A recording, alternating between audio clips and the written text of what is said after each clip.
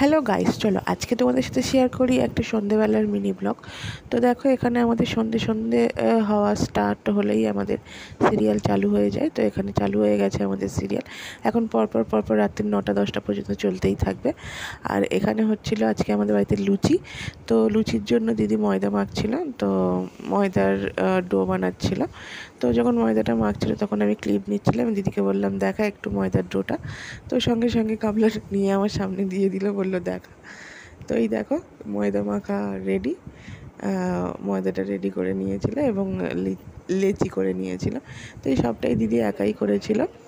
তো দেখো, এখানে ময়দা মেখে ময়দার লেচিও করে নিয়েছে এবং সাথে সাথে রান্নাঘরে গিয়েও সেটাকে বেলে লুচিও ভাজতে স্টার্ট করে দিয়েছিল, যেহেতু ওর বাড়ি যাওয়ার ছিল তাড়াতাড়ি। তো যার জন্য করে তাড়াতাড়ি করে নিয়েছিল এবং লুচিও ভাজা স্টার্ট হয়ে গেছিলো। লুচি ভাজার গন্ধ বেরিয়েছিল, তো সেই গন্ধে গন্ধে আমি রান্নাঘরে চলে গেছিলাম এবং দেখলাম এখানে লুচি অনেকগুলো ভাজাও হয়ে গেছে।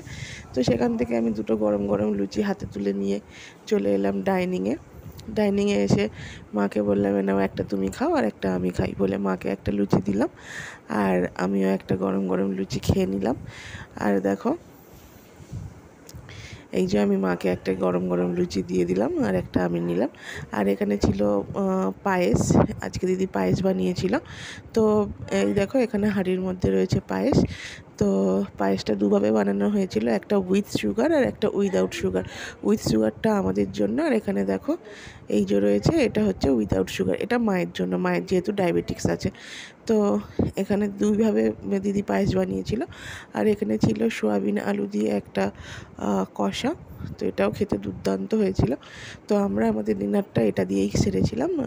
তো তোমরা কে কোথা থেকে আমাদের ভিডিওটা দেখছো একটু কমেন্ট করো, আর ভালো লাগলে একটু লাইক কমেন্ট করে যেও। আজকের মতো টাটা।